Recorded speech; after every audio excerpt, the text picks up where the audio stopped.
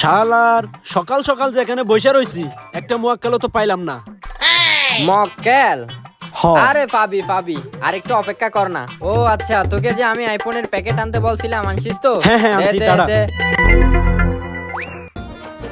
আর তুই এদিক আর ওইদিক দেখ, কোনো মক্কেল আসতেছে কিনা।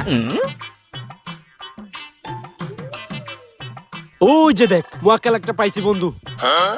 ওই যে হ্যাঁ হ্যাঁ, তাই তো। এখন কি করবি? আরে বন্ধু, তুই শুধু তাকিয়ে থাক, আমি কি করি দেখ।